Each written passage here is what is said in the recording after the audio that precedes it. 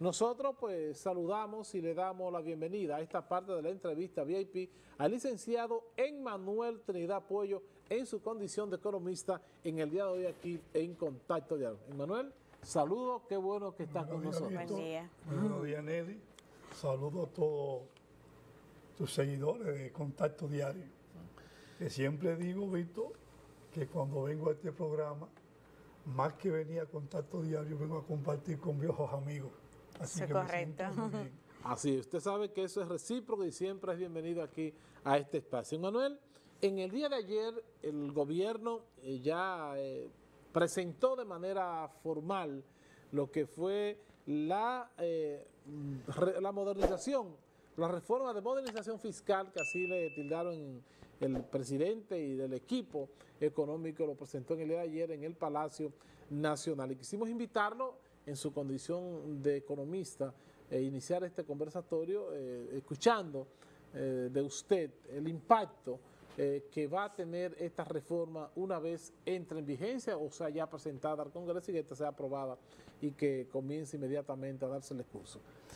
Mira, Víctor, yo comparo la situación del país como la de un paciente que sufre del corazón, que sufre de los riñones, que sufre de los pulmones y que los médicos han determinado operarlo concomitantemente a la vez, de alguna bajedad.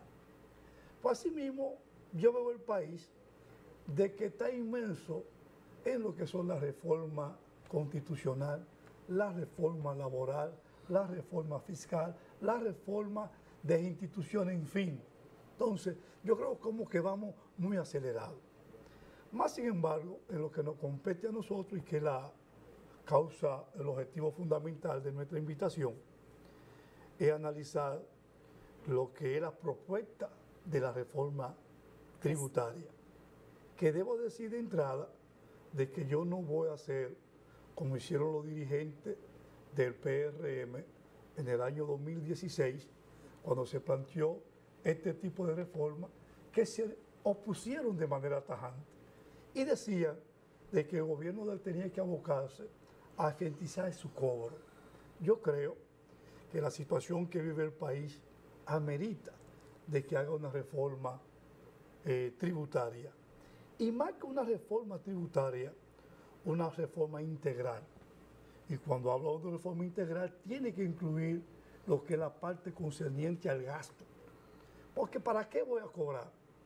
Para seguir pagando pensiones a personas que pensionan hasta con 150,000 pesos, que nunca han dado un golpe al país. Y que se la merecen mucho. Y que también su nivel de ingreso está muy por encima. Entonces, el gobierno tiene que demostrar cierto nivel de sacrificio en la calidad del gasto. La propuesta que se han planteado, que todavía requiere de mayor estudio, porque vi a Jochi Vicente y hablaba de unas 60 páginas que conlleva esto que ha planteado de lo que es la modernización en materia fiscal.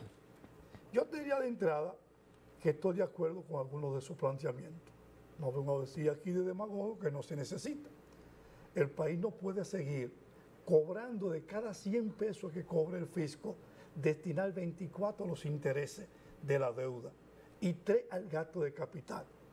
Esa es una cantidad de un 27% que duplica lo que es el gasto en capital.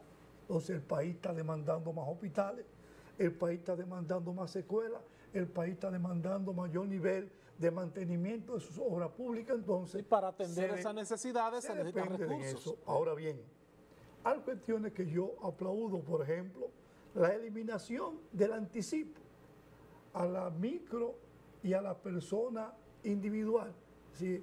A la persona jurídica, que son las instituciones, y a la persona física, que en este caso son las personas que no tienen ningún tipo de institucional. Eliminar el anticipo contribuye a la formalidad y contribuye también a que los activos de esas mini y pequeñas empresas puedan crecer. Otro elemento que nosotros podríamos tener es algunas excepciones. Por ejemplo, nosotros vemos que hay una política de exención de la zona fronteriza que no ha tenido o no ha llenado su cometido. No ha No tiene arrancado. el impacto. Por ejemplo, nosotros vemos que hay una empresa gaseosa que se está beneficiando de eso, no ha creado ningunos empleos y el mercado es nacional. Esa es una competencia desleal con relación a Es aquella como usar empresa. tu terreno, pero los beneficios son míos. Correcto, eso es lo Porque hay único que entiendo. allanárselo así que todo el mundo entienda. Y entre otras, por ejemplo, las fusiones que se están planteando de muchas instituciones, estamos completamente de acuerdo. Inclusive faltan otras, como el caso de Inespre. No sé qué papel juega Inespre todavía. Que no Que no sea, se ha mencionado de las fusiones. que no sea desde la eliminación. Sí. Que no sean ventas populares que muy bien puede hacer la agricultura, como también lo hace. Sí. Donde, por ejemplo, nosotros no estamos de acuerdo. Por ejemplo, la disminución del valor a la propiedad privada, que era de 9 millones y ahora lo bajaron a 5 millones. Sí. Esto está significando que una pareja, porque aquí no hay un apartamento que no cueste menos de 3 o 4 millones, como está Un apartamento, el incremento. un apartamentico. Un apartamentico, Sí, sí. estamos hablando, Sí. con una funda de cemento a 500 pesos, la funda no hay forma de que una pequeña construcción no oscile entre de 4 a 6 millones de pesos. Sí, a mí me gustaría que parte por parte, como vamos dando las explicaciones, para que la gente que quizá no pudo ver, que está en el campo, que no está viendo, pueda ir entendiendo todos estos términos, porque en finanzas son muy técnicos esas cosas y hay que explicárselo. Por ejemplo, cuando usted se refiere al caso de la vivienda, de la parte inmobiliaria del patrimonio, dice, será un valor equivalente de una vivienda a bajo costo de 5.025.300, ¿verdad? 80, disponible, que se cobre una tasa de 1% de excedente cuando el valor del inmueble se encuentre por encima. Correcto. Eso significa de que, por ejemplo, antes eran 9 millones, ahora son 5. Si tu apartamento tiene un valor de 7 millones de pesos, entonces la diferencia entre 5.300.000 es lo que tú vas a pagar. Pero eso te está diciendo que si una pareja para comprar un apartamento hizo un préstamo al Banco X a un espacio de 20 años, no solamente cuando cumplas los 20 años, sino que nunca el apartamento será tuyo.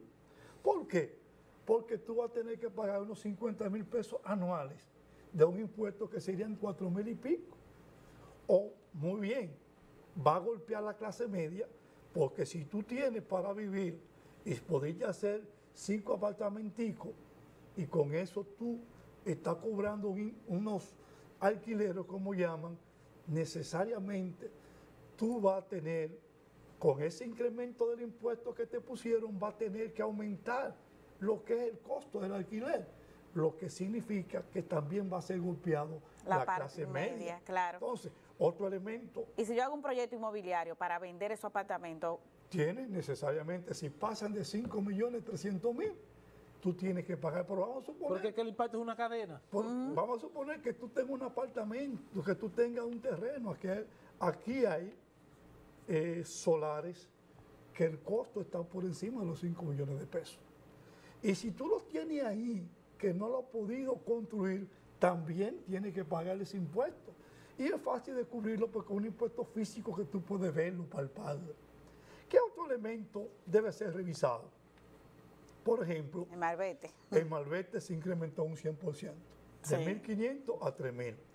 Pero ellos Y solamente 6.000 los de menos de 5 años. eso están viendo solamente el tiempo. Y yo te pregunto a ti, un carrito Ascend Daihatsu que cuesta menos de 30.000, que es del año 2025, va a pagar más en el malvete que una Lexus que costó 150.000 Es 2015. de 2019. El valor de la Lexus todavía en 2019 prácticamente duplica lo que es un Ascend de 2025. Entonces son distorsiones que creo que el gobierno debe de abocarse a reunirse y ponerse en contacto con los sectores y que puedan ver. Por ejemplo, ahí se está poniendo que van a ser castigados todo lo que tiene que ver con el Internet, que también quienes usan Internet. Es el problema de la clase media. Sí. Entonces, en esta reforma, que como yo la he llamado entre comillas, que son modernizantes, realmente los palos que se va a dar, quien va a ser más golpeado es la clase media. Algo interesante que tienen, Manuel, es que aparte, así como lo estamos haciendo nosotros en este momento, vienen las propuestas.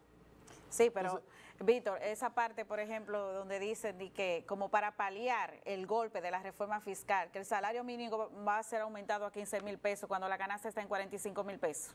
Es un abuso. O sea, lo que quiero decir con esto es que ahora... Pero no solamente eso, Nelly. Es una falta de respeto al dominicano. El país, la gran empleomanía es informal. El 56% de la actividad económica lo que son es chiripero del día a día. Y ese chiripero es que va a tener que consumir, porque se está hablando de que están exentos de impuestos, pero solamente estamos hablando del combustible, del pollo, el abono para los fertilizantes y el arroz. Pero ¿cuántos productos tenemos al margen de eso que va a ser el incremento?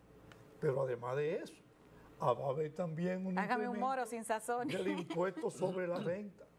Aquella persona que va a ganar por encima de los 2 millones de pesos, y debo decirte 200,000 pesos, aquí podrían ser muchos, pero si tú vives en Santo Domingo y tienes que pagar solamente de eso 40% del apartamento que tú compraste con un préstamo al banco a 20 años, está hablando que tú estás destinando solamente a eso prácticamente lo que es el 20% de tu ingreso, sin gastar lo que es cubrir las demás situaciones de gasto general. Entonces, vuelve otra vez, la clase media va a cargar con lo mayor peso de esta, entre comillas, propuesta que ha hecho el gobierno, que debo decirte que el gobierno, si vemos lo que hicieron ahora con la reforma de la Constitución, que no escucharon a nadie, ni a la misma Junta Central Electoral, porque la Junta Central Electoral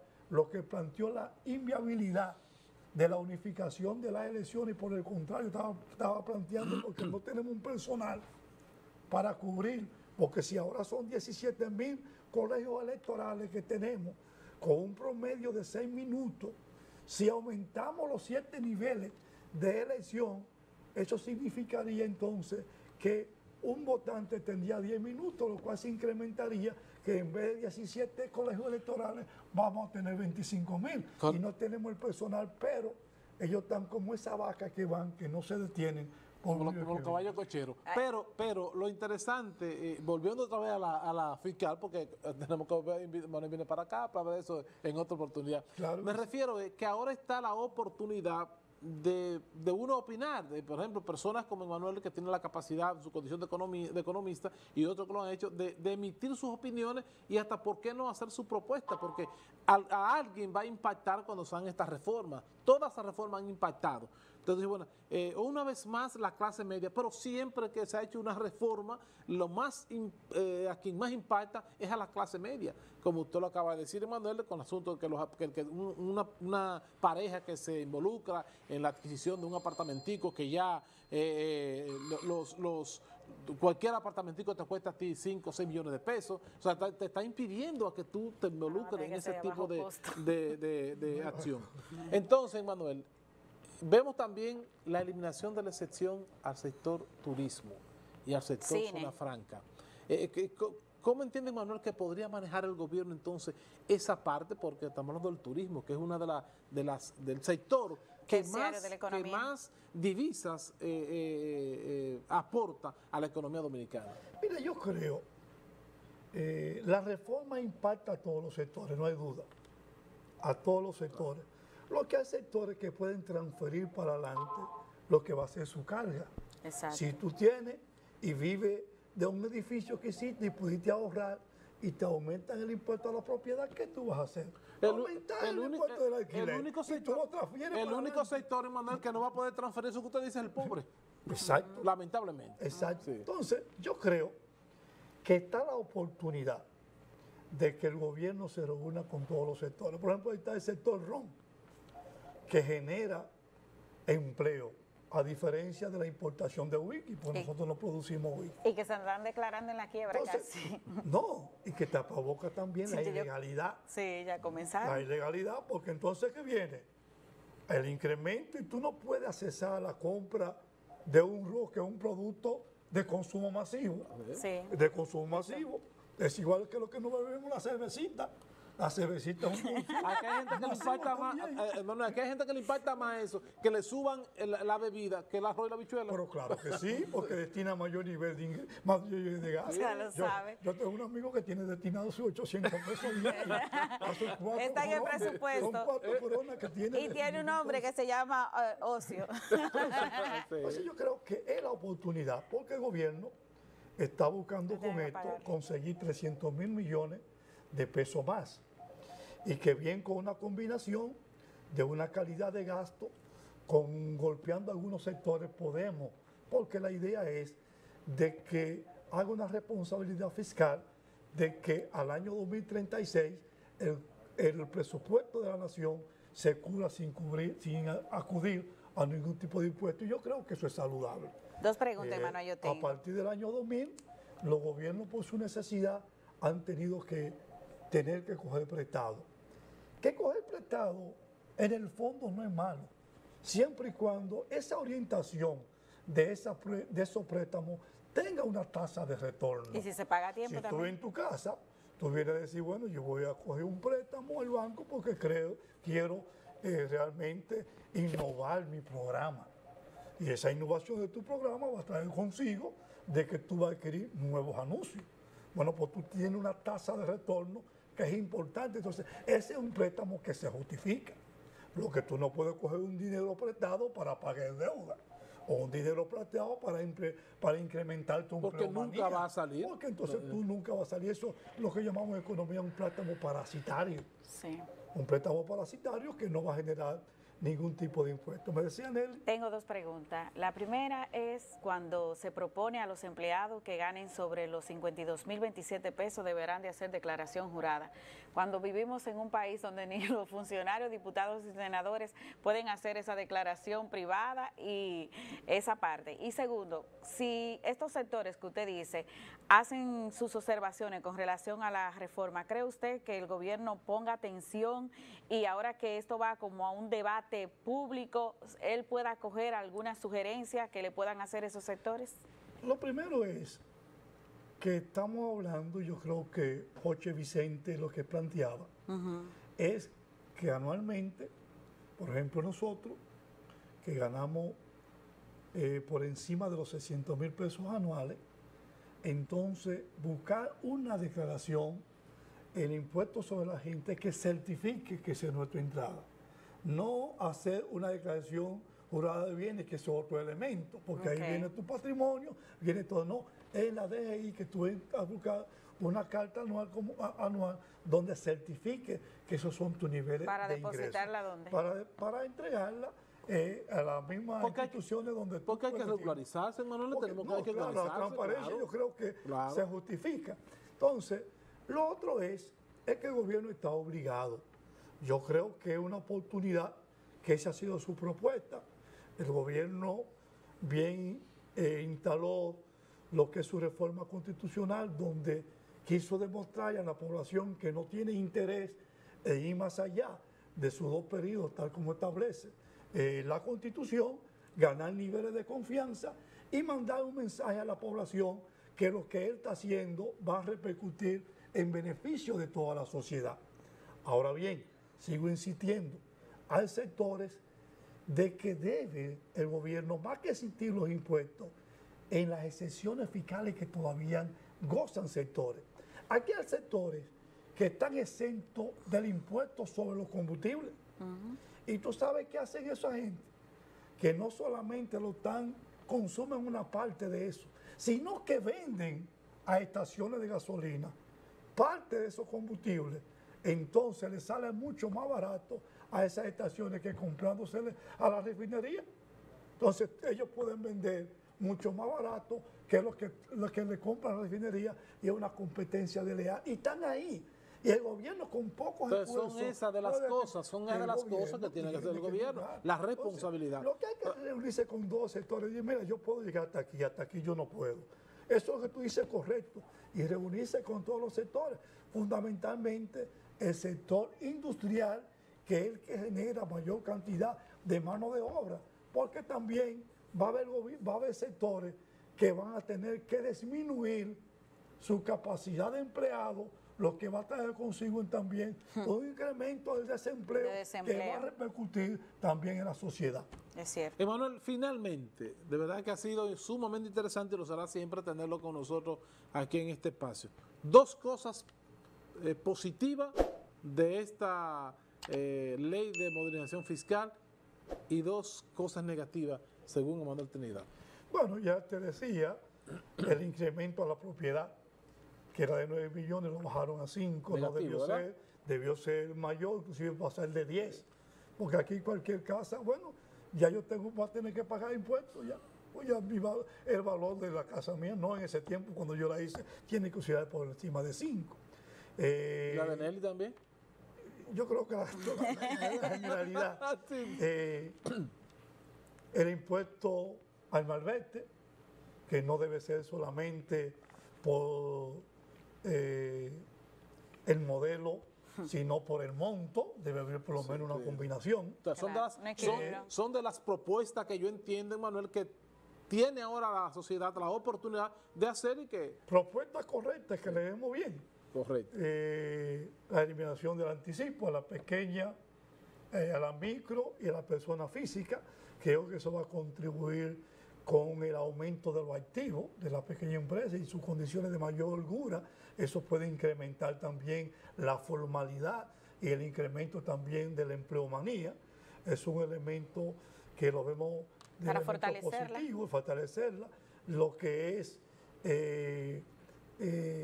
el aumento del periodo al pago del impuesto sobre la renta a la pequeña empresa, que en vez de ser mensual sería trimestral. Eso es una holgura que va también a beneficiar. Explíqueme esa partecita, Manuel, aprovechar ahí, esa partecita. Bueno, tú tienes ahora que tú tienes que pagar el impuesto sobre la renta mensual. Ahora tú lo vas a pagar cada 3 meses. Eso te da más oportunidad de rejuego. Pero la misma cantidad usted lo suma. No, la misma. Es la misma cantidad. No un aumento. Porque nadie te va a aumentar.